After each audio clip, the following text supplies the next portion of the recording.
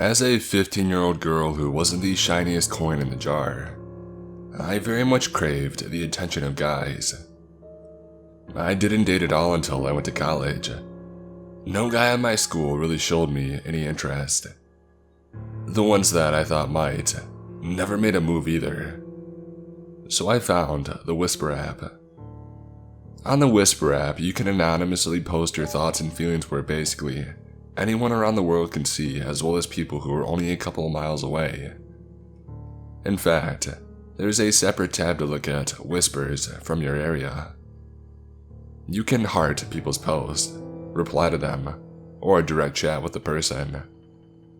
You can choose what info about yourself is available to be seen when someone decides to direct message you, such as age and gender. I chose not to make that information public. I don't remember what I posted, but someone DM'd me. Their info didn't say much either besides their gender. I was obviously very naive and assumed that it was a guy my age who wanted to talk to me, because the words that he chose and how his messages were written made him seem younger. He asked some questions about how old I was, my interests, and what I did for work and so on. I answered those questions. He also asked to see a picture of me. I sent him a picture. He told me how beautiful I was and how I was way out of his league. He would dodge questions about himself. He would say that he was boring, and then he wanted to talk about me. I eventually managed to get him to send a picture of himself. You guessed it, a mid-40s man. I was surprised he sent an honest picture of himself, but at this point, I was understandably freaked out. He then started asking to take me out to dinner. I stopped talking to him at this point, but he kept trying to say stuff like, "I'll take you somewhere really nice. I'll throw in a massage."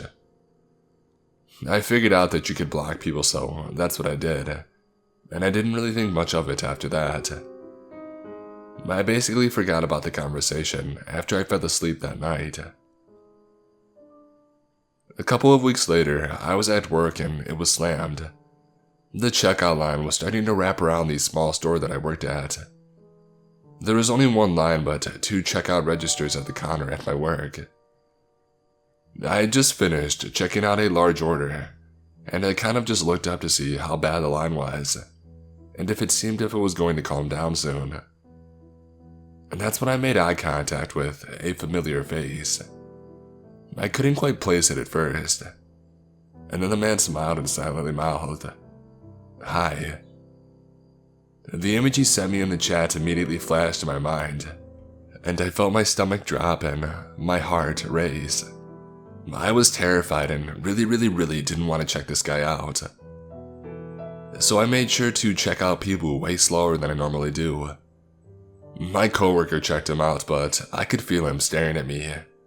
He even tried to wave me goodbye as he left, and I refused to even slightly turn my head in his direction. As soon as I calmed down in the store, I went to the bathroom and had a huge panic attack and nearly threw up. When my mom came to pick me up from work, I very closely watched the side mirror to make sure that we weren't being followed by anyone.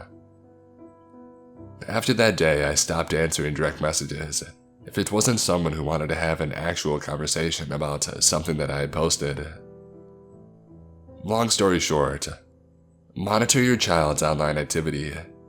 They may hate you for it at the time, but trust me, they need supervision. When I was about 16, I needed to get a job. I was out of high school and living with my parents who were driving me insane. I needed to get out. I was applying for jobs everywhere I could. I would walk into a store and immediately ask if they were hiring. I didn't care where I worked. I just needed the money to get out of my current living situation. The local grocery store was having a mass hire, job fair type deal on a specific day and time. I woke up early, got ready, and went. Everyone looking to get a job had to stand in a line and wait to be interviewed. No big deal. I just fumbled with my phone while I waited. The guy in front of me was standing sideways so he could easily face me and anyone behind me. He continually had asked me questions like, "Is this your first job? How old are you? How far would you have to drive to get to work here?" After the last one, I sarcastically told him that I didn't know he was the person that was supposed to interview me. I thought he got to the point because he stopped talking to me. We get up further in line, and finally he's being interviewed in this little office. It was really just a setup of tall pieces of cardboard that gave the illusion of privacy during your interview. It was set up right in front of the grocery store so anyone walking outside could see you during your interview. I was getting nervous because I really wanted the job. When he got done and came out, "Hope you get the job, cutie. I'd love to see more of you," he said as he walked past me. If it weren't for the interview coming up, I probably would have told him to get lost.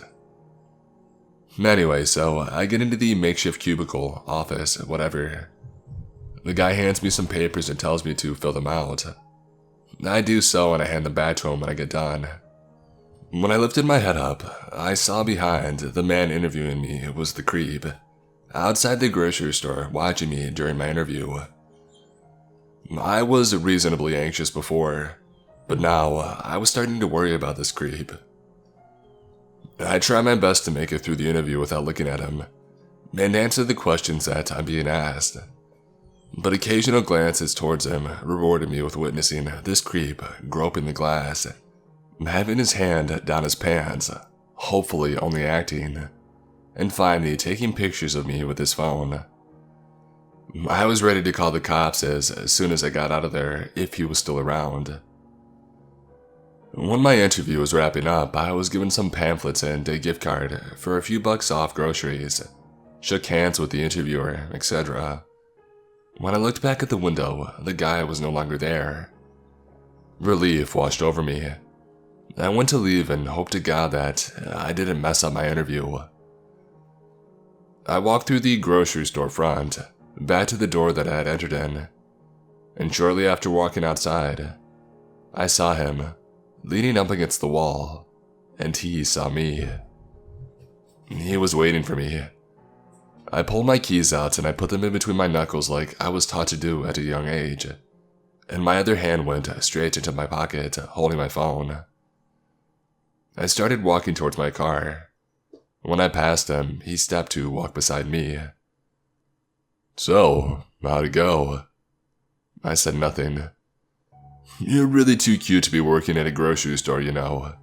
You can make a lot more money without even having to leave your house if you just went online." Disgusting, but still, I said nothing. "Oh, so you're gonna be like that? Not say anything to me? Probably a good idea because if you open that mouth, I would be tempted to stick my dick." I cut him off by swinging around towards him and punching him in the throat with my key fist. Unfortunately, my grip on the keys weren't tight enough, and they fell out of my hand on impact. But it was enough to shut him up and get him choking. I grabbed my keys off the ground and started running for my car. He was following me and shouting after me, calling me names and other vulgarities that I don't remember. I got into my car and I locked it just in time, as he slammed his hand down on my driver's side window. I was shaking like crazy, but I pulled out my phone and after a few feeble attempts from my shaking hands, I correctly dialed 911. He was pounding on my windows with open hands, shouting about how I had assaulted him, trying to open my doors, walking around the car to see if any of the other doors were unlocked. I tried my best to talk to the dispatcher and tell them where I was at, when he got back to my driver's side door and continued to pound on it and cuss at me. I held my phone up to the window so he could see the number that I had dialed and who I was on the phone with. On that note, his face went white, and he looked around and casually walked away. I waited a bit before telling the dispatcher that I think he was gone. They didn't want to have to send out a patrol if he had left already. The dispatcher got the description of the guy for me and told me that they would have someone come out and look at the grocery store's camera footage. that they would talk to the guy who interviewed me to see if they could find out who the guy was. I never heard about the guy again. Thankfully, to my knowledge, as this is a grocery store I frequent, he didn't get the job. But unfortunately, neither did I.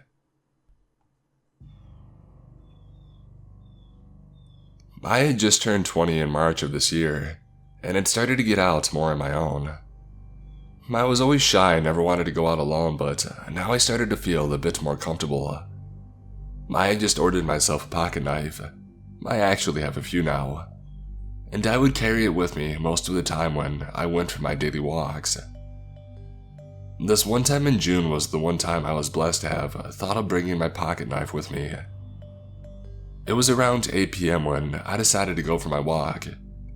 Usually, I would try and go in the morning or the early afternoon, but it had been raining all day, so my walk was delayed. I put on a light hoodie and was about to head out when I realized my knife wasn't in my pocket. I went back up and got it then and was on my way. My usual walk is about 3 to 4 miles, and I'm a fast walker, so I could cut the miles to about 2.5 hours max. I would take this side street to the main road that had a walkway for about half a mile before it turned into the suburban area.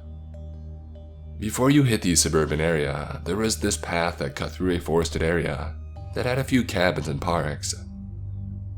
As I made my way, I noticed a figure hanging beside a tree on the far side of one of the cabins. I took a quick glance at him and continued past him. For your insight, I'm a trans male and I'm 5'1", so I would get mistaken a lot for a smaller 15-year-old kid. As I made it to the end of the path, I had noticed out of the corner of my eye that the man was about 15 feet away from me now. The dude was pretty tall, at least 6'3". He was well built and wearing torn jeans and a worn hoodie that seemed to be a bit too big for him. I began to speed up my walk as I turned the corner and shot a quick glance behind me. He was still behind me and just staring at me as he was making long strides towards me. At this point, I was beginning to freak out. He seemed to get closer with every step, and I quickly took a hold of my knife in my pocket and had my finger on the flipper. The next part has been burned into my memory for life. I felt a large hand grab my shoulder and pull me back. I have no clue how I managed to quickly whip around and flick open my knife and swipe it towards his face in just a few seconds, though it felt like minutes. The man, in a blink of an eye, jerked his face back, bringing up his hand as my knife sliced the palm of his hand. He let out a pained yell and fell back a few steps, clutching his hand. It felt like I had just scraped him, but his hand was already bloody, and a small pool of blood was starting to form at his feet. He looked at me with anger-filled eyes and then took off the other way. I stood there a few minutes before realizing what had just happened, and I went home as fast as I could to call the police. I answered their questions and then they took my knife to get a blood sample of this dude. I was shaken from this experience and stayed with my brother for a few nights. A few weeks later, the cops returned and told me that they had found the guy and that he was wanted for sexual assault. I was shocked and happy that they had found this dude, and my knife was also returned to me a few days later.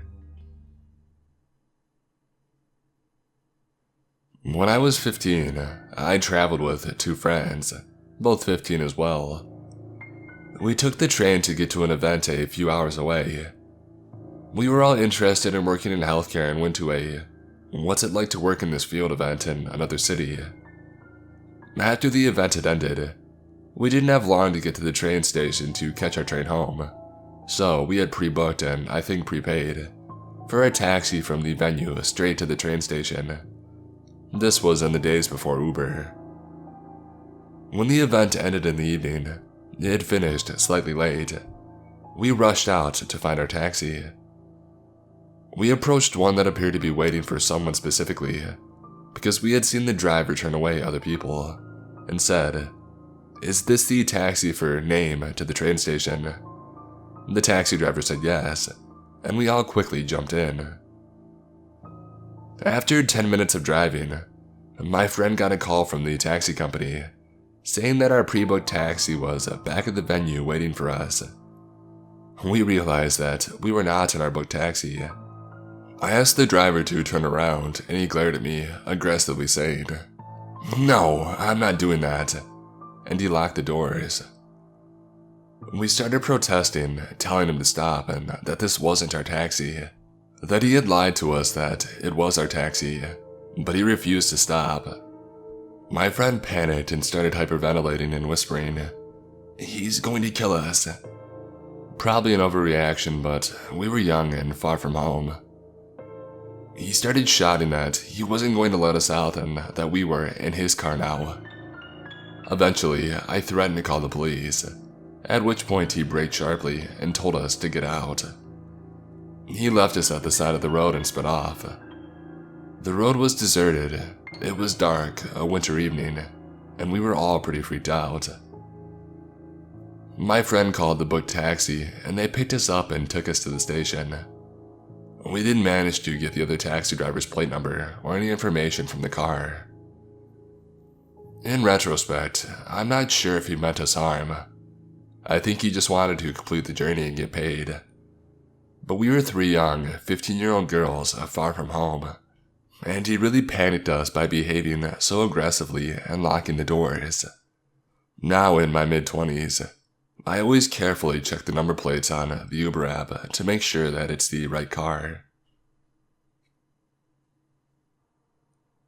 I have a wedding to go to tonight, but desperately needed some new underwear. I decided to go to the store to just make a quick selection and leave.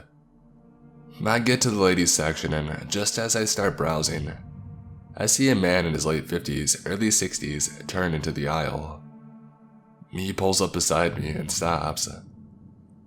His closeness immediately grabs my attention, and I start to feel on edge. "Hi," he says. I mutter a greeting back.